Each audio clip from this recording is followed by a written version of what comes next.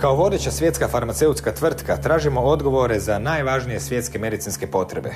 Razvijamo proizvode kroz stroga testiranja u skladu s najvišim znanstvenim i etičkim standardima. Naše su 3 temeljne vrijednosti: čestitost, kvaliteta i uvažavanje ljudi. Takvim tvrdnjama sebe opisuje većina farmaceutskih tvrtki. Možda su nekada i bile istinite. Danas su tek reklamni slogan, prikladan vremenu u kojem na većini televizija svaka druga reklama reklamira neki lijek. Ako ne vjerujete, prebrojite sami. Nije nepoznato da su u farmaceutskoj industriji njezinim širenjem i jačanjem bila potrebna nova tržišta za razne nove lijekove. Stoga je svakojakim statistikama počela pretvarati i zdrave ljude u bolesne, pogotovo djecu koje je najlakše dati cjepivo protiv davno iskorijenjenih bolesti. Priča je to i o ovladavanju profesionalnom edukacijom, stručnim skupovima, kliničkim smjernicama i medicinskim časopisima. Priča je to o lažiranju podataka, podmićivanju, uništavanju ljudskog zdravlja i o mnogo čemu drugom. Sve je to u knjizi pod naslovom Nuspojava Smrt opisao dr. John Virapen, insajder sa 35 godina iskustva u farmaceutskoj industriji i bivši direktor jedne od najvećih tvrtki. Ima li bolje osobe za saznati mračnu stranu blještavih reklama za lijekove? I boljeg mjesta nego ovdje, na Rubu Znanosti.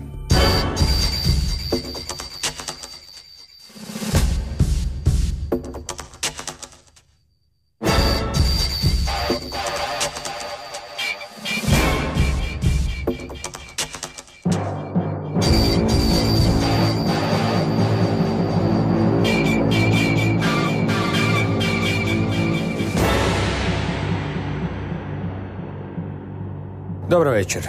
Dr. John Virapen, jedan je od bivših direktora farmaceutske tvrtke Eli Lilly sa više od 35 godina iskustva u farmaceutskoj industriji. Večeras je ovdje kao autor knjige Nuspojava Smrt, u kojoj je opisao sve mehanizme koje koristi farmaceutska industrija i koje je uostalom koristio i on sam. Neke čak izmislio. Dobro večer.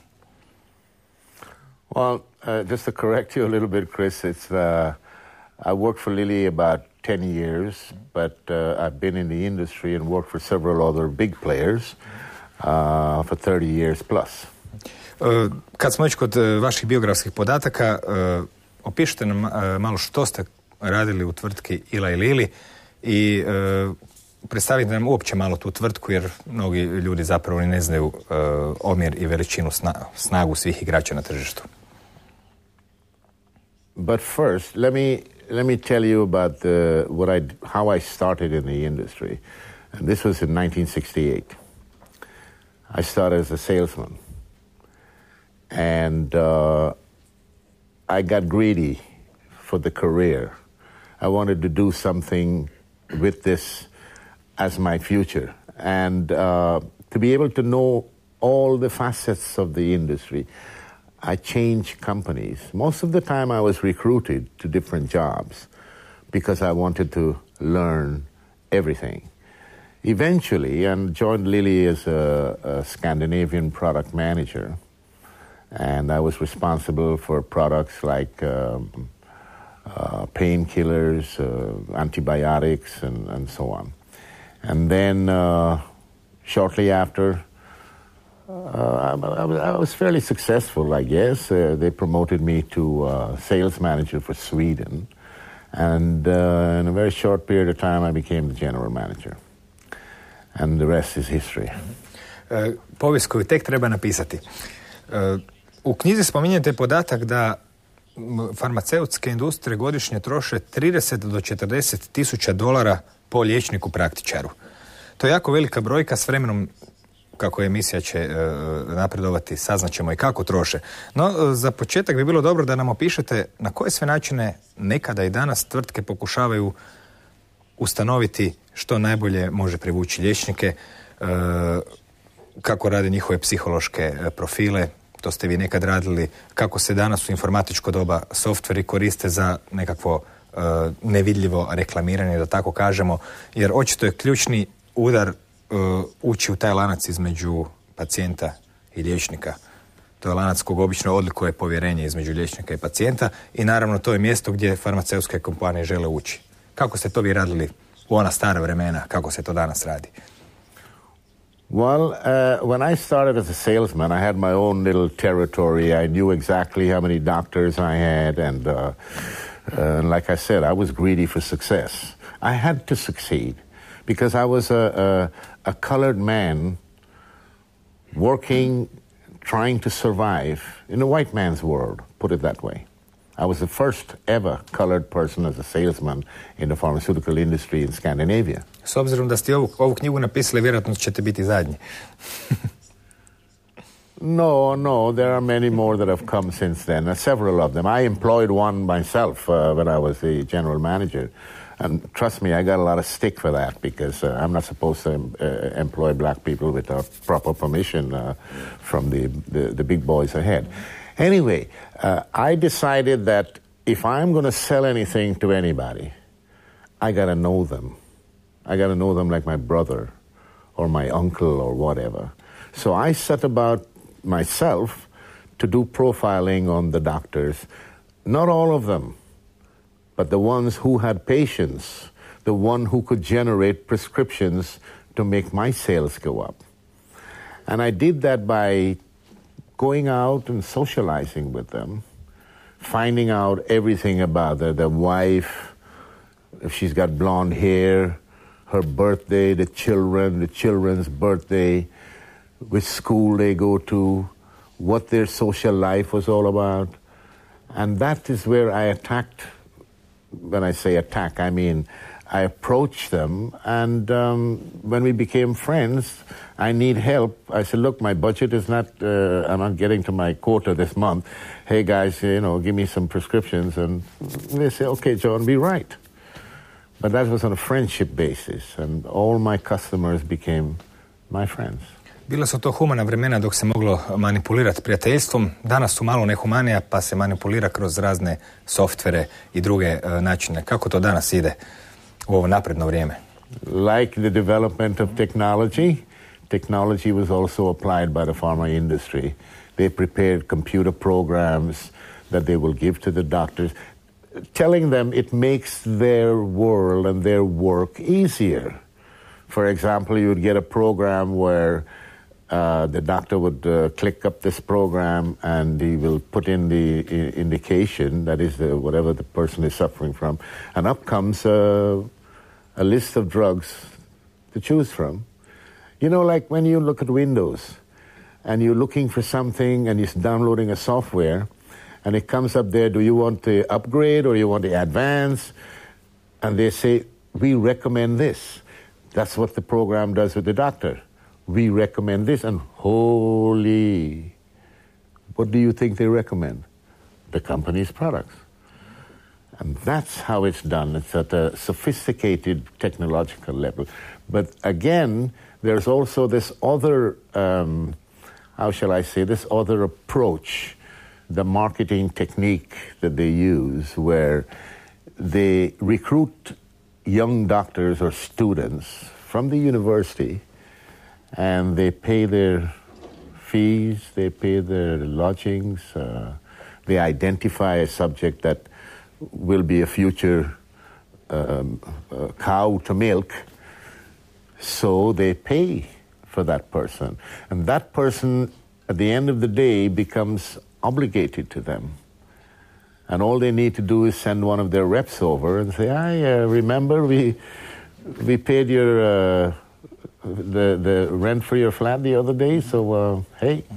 Kakav psihološki učinak na liječnike imaju svi ti kongresi, pa čak spominjate i jazz festival za liječnike, pa večere uz degustacije vina? Liječnici su naravno isto ljudi, oni se dođu zabaviti, tu naizgled nema nikakve obaveze. Međutim, negdje se nevidljiva obaveza ipak stvara. Kakav psihološki učinak imaju na liječnike takvi kongresi i kako oni u stvari izgledaju? Nekad se zovu kongresi, nekad usavršavanja, u nekim tropskim krajevima su ponekad su možda u nekim koji su lijepi na neki drugi način. Što se tamo zbiva, koliko ima pravog usavršavanja, koliko ima zabave? Well, the conferences, let me separate the conferences from the social approach, like the jazz music and the jazz clubs and stuff like that. You eventually, when you profile your clients, you know what makes them tick. For example, we started a session in Sweden. One of my sales guys came up and said to me, he says, how about doing this? And I said, what? He says, well, the doctors, they live in a social level and they love to drink wine, and they pretend to be wine tasters. So why don't we set up a program and invite in all the little areas, we invite the doctors on a wine tasting session. Of course, we paid all the wine and everything. We paid their dinner that evening and so forth. And the doctors loved it. We were the first, and we were the only people doing it. So we got our clients. They're obligated to us. Otherwise, they don't get another wine tasting session. They love music, and they love jazz music, or at least they pretended to. I can't say for everybody if they know what they were doing, but they follow the flow. If the big guys come to our jazz festival that I arranged in Stockholm, in Sweden, the little guys will follow because they like to mingle with the professors and the big guys. But when they're all in the party and they're drunk, because we feed them a lot of liquor, they all become the same. It's not no more the professor and the resident. They're all the same. They're just normal human beings who you can manipulate as you want because their profession does not pay them enough as they would expect. So they get all the goodies. And I'm Father Christmas at the time, you know. I give them the goodies. Uvijek sam mislio da Djed Mraz živi u Finskoj, a ne u Švedskoj. No dobro, između 1981. i 1988. kako pišete u knjizi, ta je strategija polučila dosta uspjeha, pa je recimo prodaja za tvrtku Lili u Švedskoj narasla sa 700.000 na $15 milijuna godišnje, što je stvarno dobar skok. Nekako u to vrijeme stupaju na scenu i blockbusteri, tako se bar nazivaju u farmaceutskoj industriji. Što su blockbusteri i na koji način se njih pokušava ugraditi u potrebe ljudi? Postoje razni Benoxaprofen, Vioxx, Fluoxetine, ne mogu ni izgovoriti te riječi. Kako je to počelo i koje su osnovne osobine blockbustera? Well, the blockbuster, as you know, the word blockbuster comes from Hollywood. And but it didn't start as blockbuster. It just came after the drug had taken off. But up to that point in time, let's say the early 80s, late 70s, early 80s, some new hotshot executives had come in the company. And not only with Lilly, but with other companies.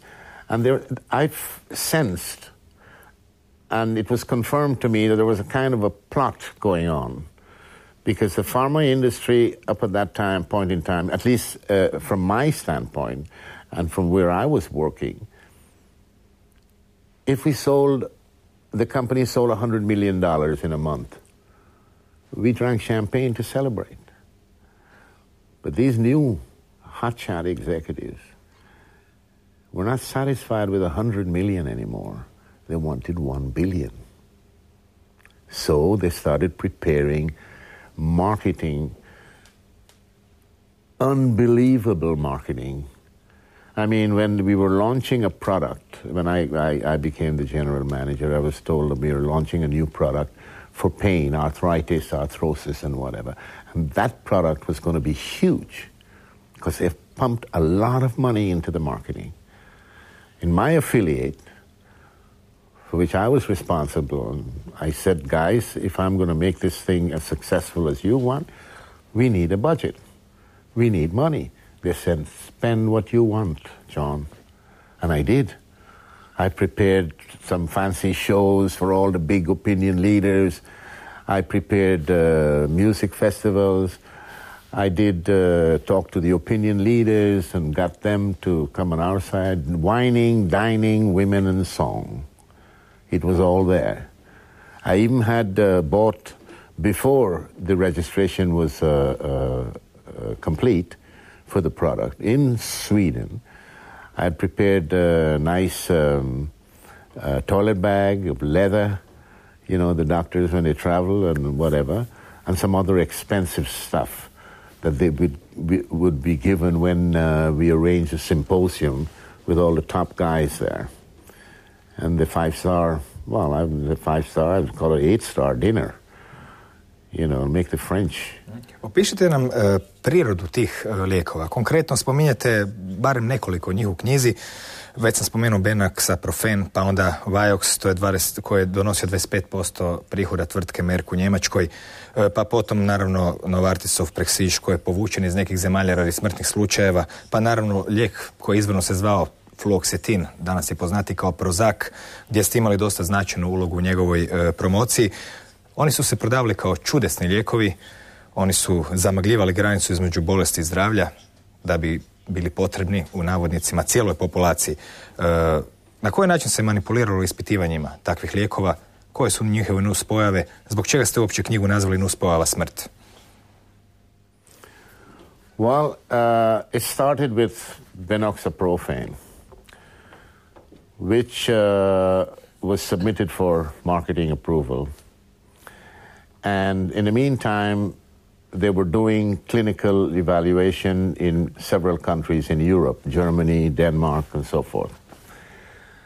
Then the product build-up, the marketing build-up was done by me and my guys, and we were expecting this thing to be really huge. The company really put a lot of money and effort in there. And they expected this to be, boom, it's going to just sweep the market. Anyway, I was on a plane coming from Rome on a training session I had down there. And I was pulled off the plane when it landed in Copenhagen before it went to Stockholm. They pulled me off and said, you have to go to the VIP room. I went there and I got a message saying, don't speak to any journalist or anyone for that matter when you come back. So I got back to Stockholm and I was wondering what's going on. There were journalists waiting outside of my office and so forth. I didn't speak to anybody. Then later I found out that they had pulled the drug off the market. It was selling in England and had just gotten registration in the US, but not in Sweden. And the reason for that was, I can't remember the exact number, but I think about 400 people died after a couple of months in England. So they pulled the drug off the market. And they told me nothing about what was going on. All I heard were reports coming from the other European countries that people were dying of this product, from this product. And but I trusted them. I sincerely trusted the pharma industry when I worked with them. Then, after this incident with Benaxaprofen, I started to wonder and I started to look closer and I found things that really didn't fit with me. Now, when the drug was pulled off the market, Lilly didn't take the rap. They stuck it on a doctor. His name is Ian Shedden, an Englishman. They were fined $15,000 to $25,000. And that was it. No concern for the people who died. Nothing. And that made me angry. This guy paid a fine, which of course the company paid. And I've never heard of him, never heard from him before. After that, he disappeared. Which tells me, with my experience in life, he was paid off. And he probably is in some island somewhere with a couple of naked women and a lot of pina coladas. I suppose. I don't know for sure. But this is how you think when something like that happens. To je bio lijek koji je povučen. Danas u mnogim američkim filmovima možemo čuti psihijatra kako preporučuju lijek zvan Prozac, skoro kao bombone.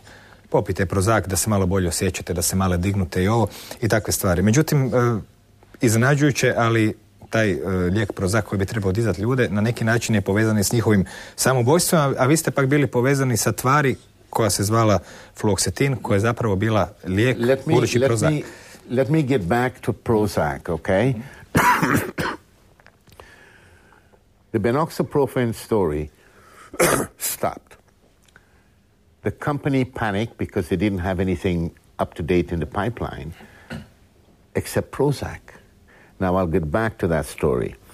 The benoxaprofen, a few years later, after the incident with the withdrawal, Merck came with a product that's almost an identical copy. It's only a little tweak in the molecule called Vioxx. And Vioxx performed the same way as benoxaprofen. And you must have heard of this. It's been all over the media to a certain point.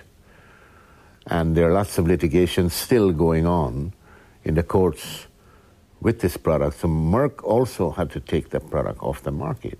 Now there's a range of these products, benoxaprofen, Vioxx, and all the other ones that came later. They're called COX inhibitors. They all belong to the same group. And several of them that came after Vioxx were also taken off the market in several countries because the side effects was unbearable. I mean, you just don't bring a drug out like that and give to people. Now, somewhere along the line, it was also established that these companies had hidden. They knew about these side effects, but they don't give $1 for a person's life. So they continued, even though they suppressed the negative information, and continued to sell it. A lot of people died, and nobody has paid for that. Somebody should pay for that. But I'll get back to that later in our talk. Prozac was the next drug in line to come to replace benoxaprofen. And we needed a drug badly, a new thing to sell. You know, I didn't have anything except them old products. Now, Prozac, as far as I remember and as far as I know, and there are documents to prove that, the company had intended this product to be used on obesity, fat people all over the world. Sigurno je da smrt dosta dobro liječi od debljine. Ali to već znamo. Ne znamo šta je bilo dalje. Well, the thing is that they assumed that it's good for obesity because imagine the market. Obesity is huge. They had seen patients losing weight while they were doing some clinical trials. But it is difficult to get the registration and the marketing approval for such a drug.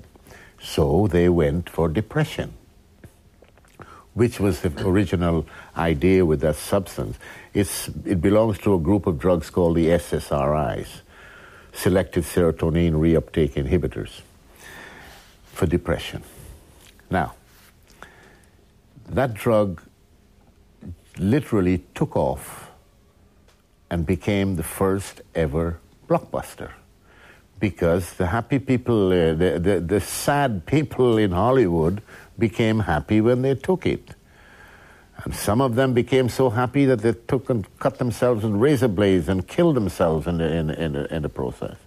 So that drug started the whole avalanche of suicides and all the other side effects that goes with it among all the SSRIs that eventually came out.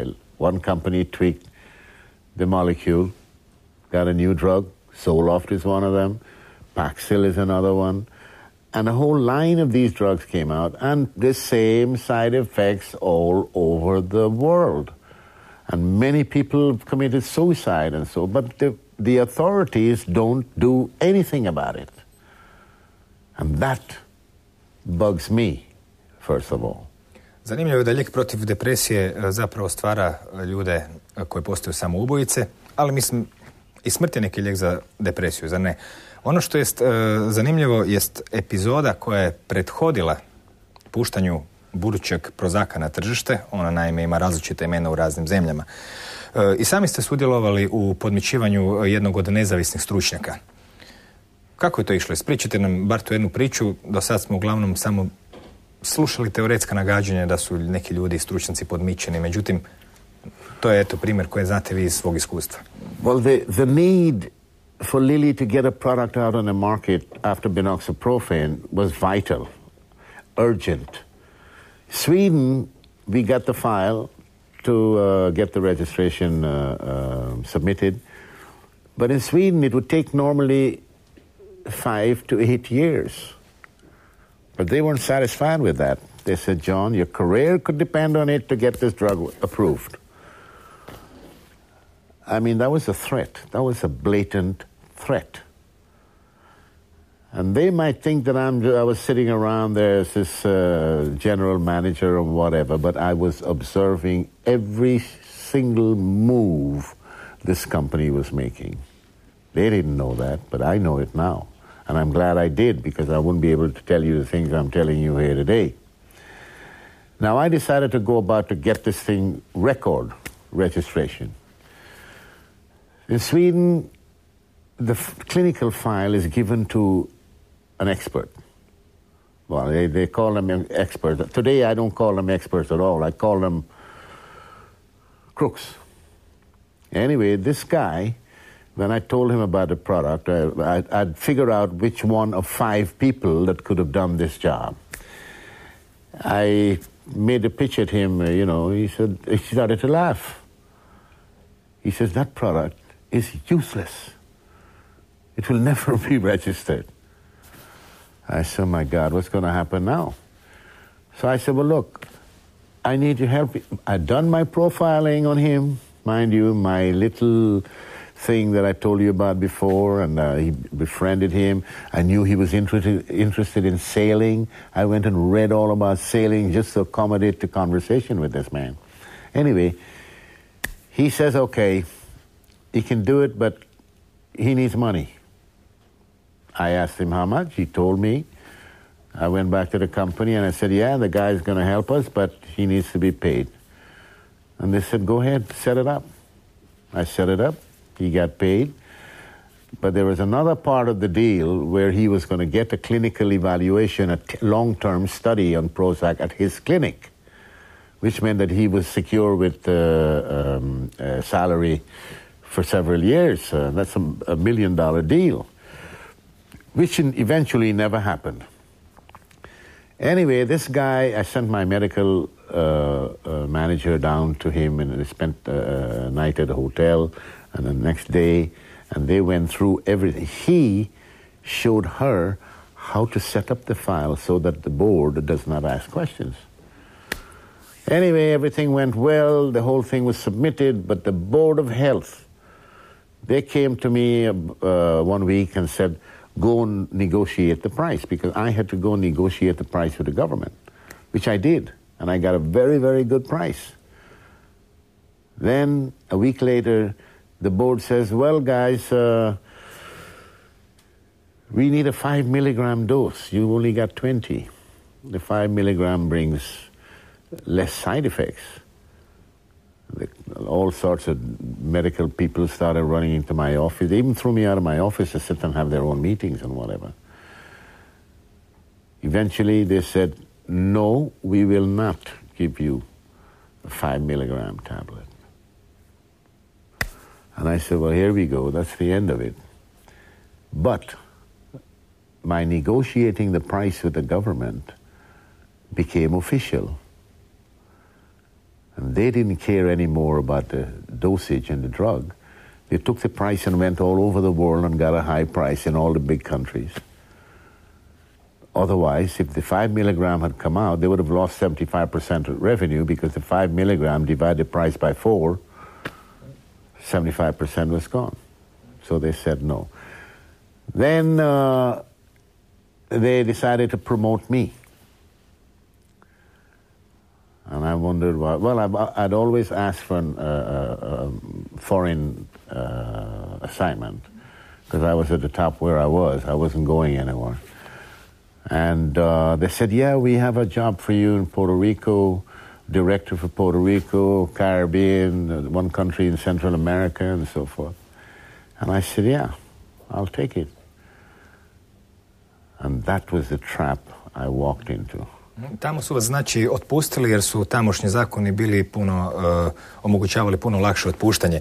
Kad smo već kod toga, zbog čega uopće sad sjedimo sa jednim bivšim direktorom farmaceutske industrije koji nam sve ovo priča? Mislim na vas. Što vas je promijenilo? Je li to samo bilo pitanje što vam je tvrtka dala otkaz ili su neke druge okolnosti utjecale na to da danas zapravo razotkrivate pozadinu farmaceutske politike? A lot of people have been asking me that question during the years.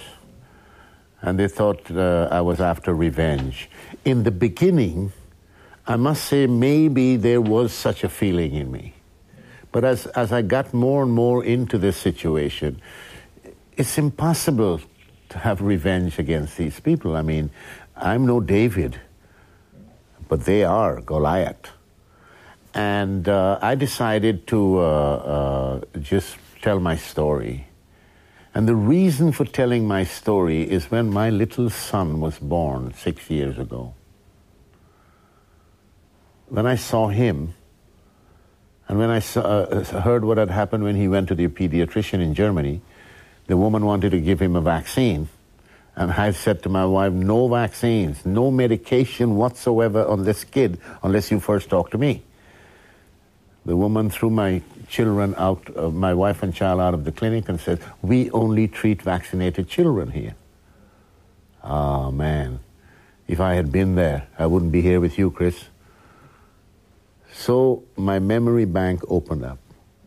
And everything started, you know, all the things that I did. Te godina jako postao popularan i takozvani poremećaj hiperaktivnosti, to je ona čuvena kratica ADHD. Također još je neizmišljena bolest koja se eto reklamira da bi se djecu tretiralo lijekovima za smirenje, pa imamo zanimljive reklame poput one jednostavno budi dijete od ustajanja do odlaska u krevet. Što je fenomenalno kad se ima u vidu da se preporuča lijek zapravo za smirenje koji u stvari ubija svu kreativnost kod djece. To je također bio jedan od razloga koje opisujete u knjizi.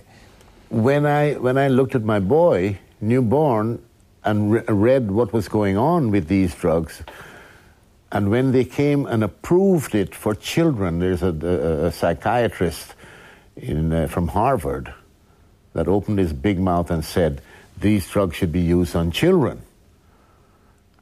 I got blue, my face, my eyes got red, because this is unbelievable to give children psychotropic drugs which create a lot of side effects and kill a lot of people, older people. Now they're bringing it on children. For what? Because they jump around, because they're not attentive at school, because they might shout at a teacher or whatever. I did that when I was a kid. I used to throw mud at my teacher. Na to su se žalili stari Grci, stari Sumerani, srednjovjekovni ljudi. Dali ste popis svih žalbi na djecu u proteklim tisućljećima. Ta bolest dječja je zapravo dobar opis svih drugih bolesti poput depresije koju ste prije spominjali. Nobody up to today have been able to tell me what kind of sickness this is.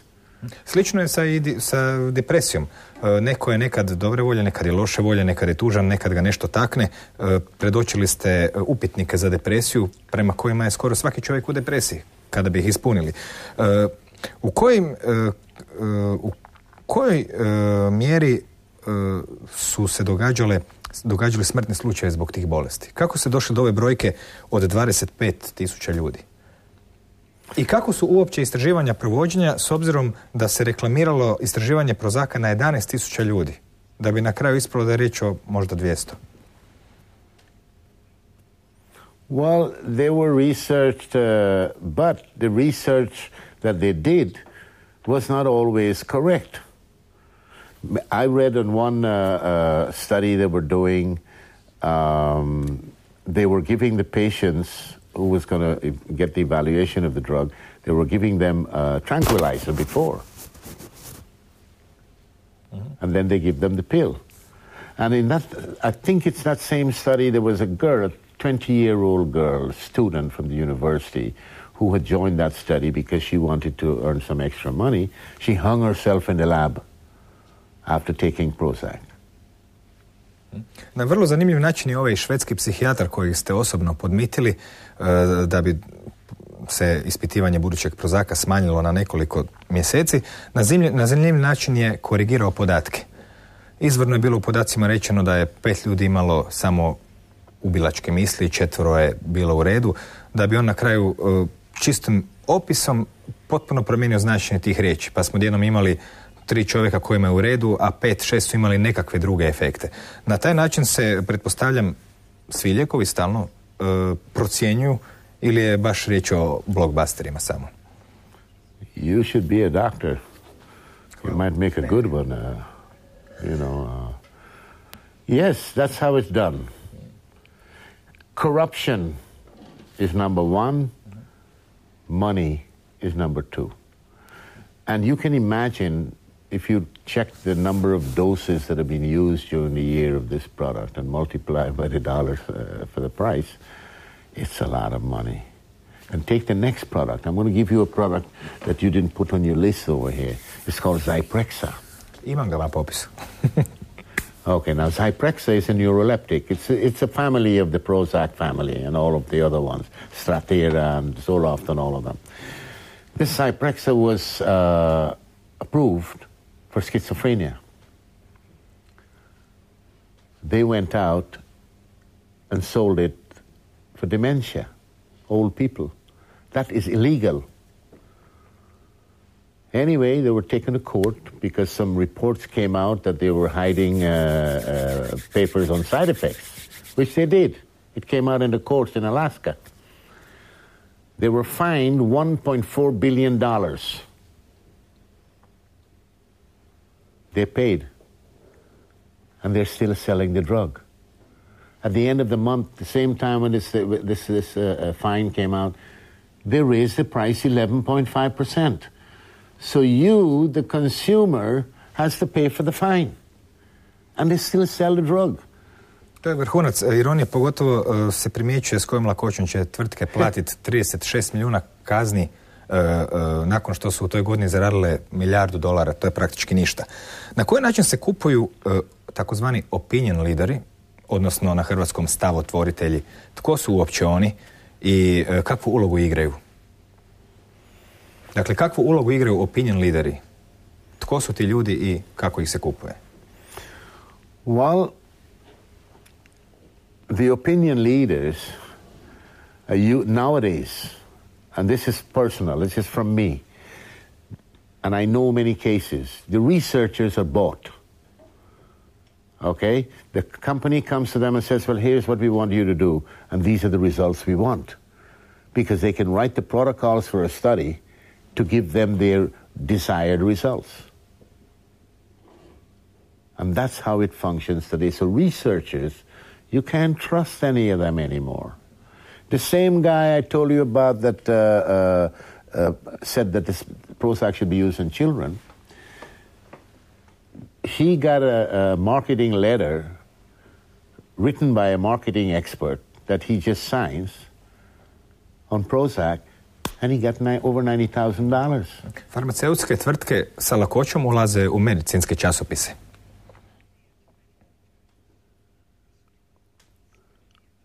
Oh, that's easy. You know, I mean, to get to you. If I came and offered you some money, wouldn't you take me on? No. No, well, you're a good company. Well, they're not. That's one way to do it. You go offer them enough. The journals live on advertising, and you can pay them to publish your paper.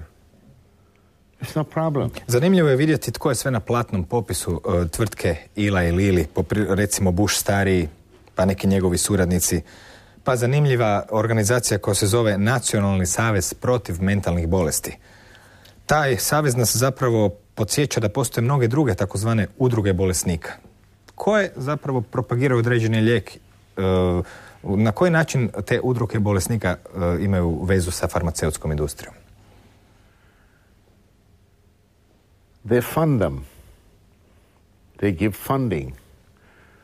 And in many cases they talk about giving charity money. The American Psychiatry Association, for example, is funded by Eli Lilly and Company. The American Diabetes Association is given money by Eli Lilly and Company, and other companies also.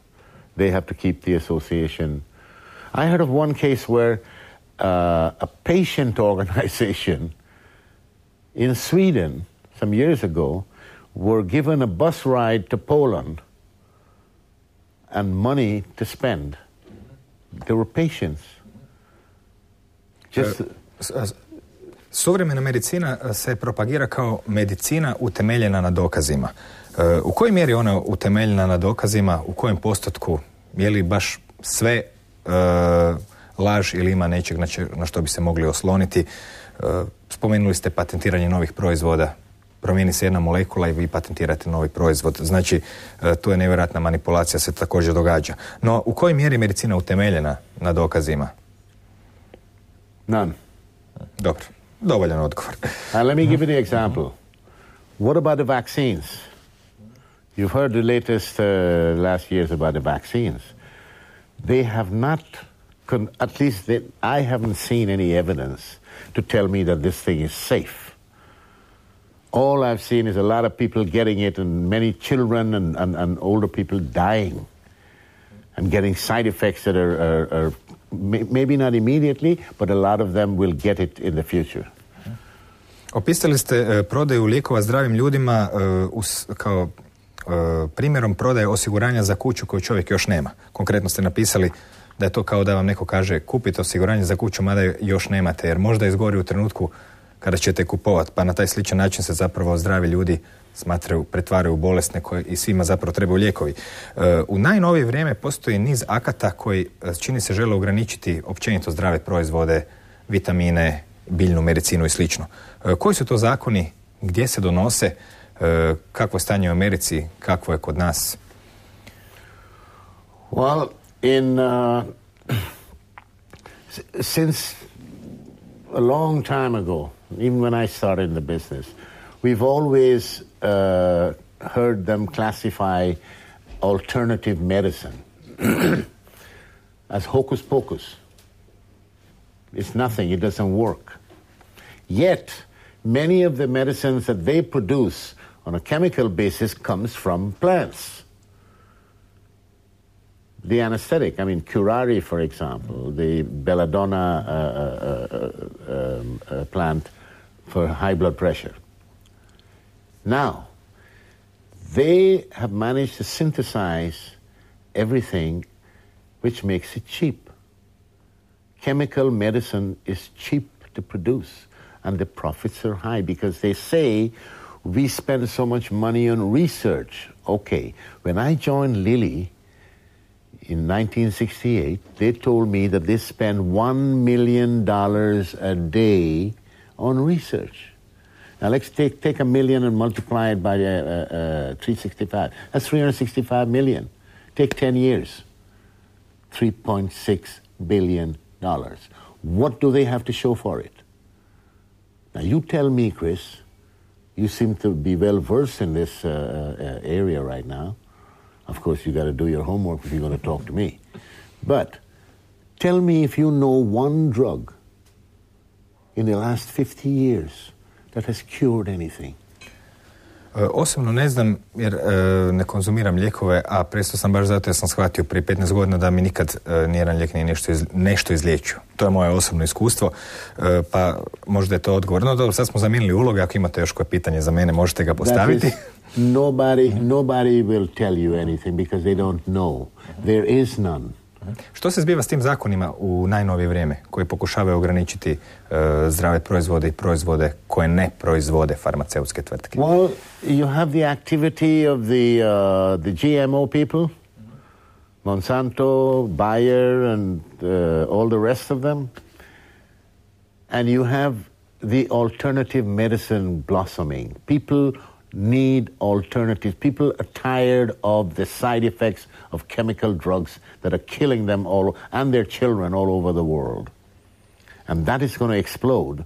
So the pharma lobbies got in the way and is saying, okay, let's get rid of them forever. And that's what's happening right now. They're closing out, for example, in America, the new law that came, this bill that came 2 weeks ago, I think,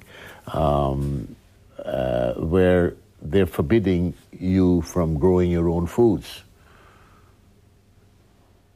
The European Union with these little bureaucrats in their monkey suits running around in Brussels are making a decision that herbal medicine and everything else cannot be used as medicine or called medicine anymore. They're foods.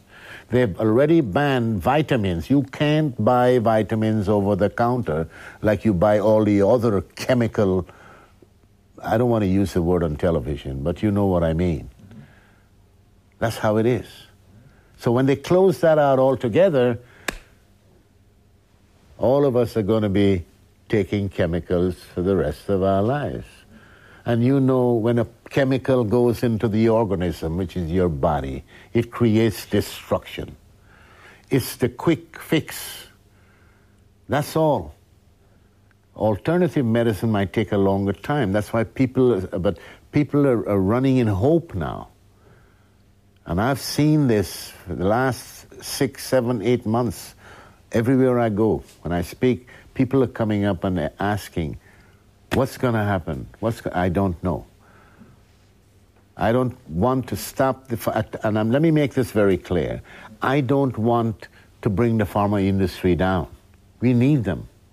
There are lots of stuff that they have out there that we can use, but why not integrate? Koje, na primjer?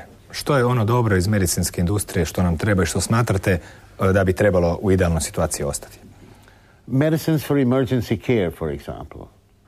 The anesthetic. We need the surgeons. We need surgery. For somebody in a car crash, you broke a limb or something, that kind of stuff we need. We don't need the antidepressants that are killing people. If they find something that doesn't have the side effects, fine, and that it works. We don't need the Vioxx and the other drugs of its kind. Look, diabetics. They say they came out with human insulin in 1980 or early 80s. I remember I launched Lilly insulin in Sweden. They called it human insulin. Everybody went crazy. Yeah, we finally have human insulin. The doctors all over the world, they changed their patients from animal insulin overnight. I asked the company, I said, look, what's going to happen if the patients who take animal insulin can't take the human insulin? Oh, they say we will always produce, we will always have. For them. 2 years ago, they closed all the factories. Zanimljivo što su autori životinjskog inzulina 30. godina koji su dobili Nobelovu nagradu taj svoj patent poklonili ljudima za $1. Danas je tako nešto zapravo nezamislivo. I osim toga... Banting and Best. Lilly bought that from them in Canada. I ovaj ljudski inzulin zapravo spomenuli ste da on genetski modificiran, da on zapravo nije pravi ljudski. No. It was insulin, but it was not human insulin. They later genetically engineered E. coli bacteria to produce a molecule, insulin molecule, that looks like the human insulin, but it is not human insulin. As a matter of fact, that insulin is the first ever genetically engineered product on the market. Je li životinski inzulin bio bolji nego taj takozvani ljudski inzulin? In many cases, a lot of people are now saying that they felt better with the animal insulin than they do with the gene-manipulated insulin. Because they, at the time when this thing was registered, they had no long-term studies to show how safe it was. What are the side effects? And I can tell you from my own experience, because I'm a diabetic. And the human insulin that I was taking, not Lilly's, but Novo, and that's another corrupt company, I started getting, only about 8 months ago, I'm getting all crazy joint pains and a lot of funny pains in my body. When I stop the insulin, the pains go away. So I don't take it anymore. Vidite da se ipak možete izliječiti pomoću lijekova, tako da ih ne uzimate. I to je nešto. U svakom slučaju, hvala vam na ovom razgovoru. Činjenica je da sam i sam u proteklim tjednima i mjesecima na nekim televizijskim programima brojao, pa je ispalo doista da svaka druga reklama reklamira neki lijek. Što je nevjerojatna brojka, jer zar zaista ljudi ne mogu živjeti bez tolike količine lijekova? To bi bilo pitanje. U svakom slučaju, hvala vam na gostovanju, hvala dakle doktoru Johnu Virapenu. Postoji inače jedan zajednički izraz kojim se opisuje farmaceutska industrija. Taj engleski izraz glasi Big Pharma. Velika farma, rekli bismo mi na hrvatskom, i doista iz perspektive tih tvrtki čini se da svijet vide upravo kao farmu, a ljude naravno sukladno tome. Pa evo dobro, da smo uopće doživjeli 21. stoljeće bez svih tih lijekova koji nisu bili dostupni našim nesretnim prethodnicima u prethodnim stoljećima. I kad se bolje razmisli, možda je zapravo najbolje sve ih ubaciti u jednu keramičku posudu i potom povući vodu. Naime, kaže se da na kraju uvijek sve padne na svoje mjesto. Laku noć.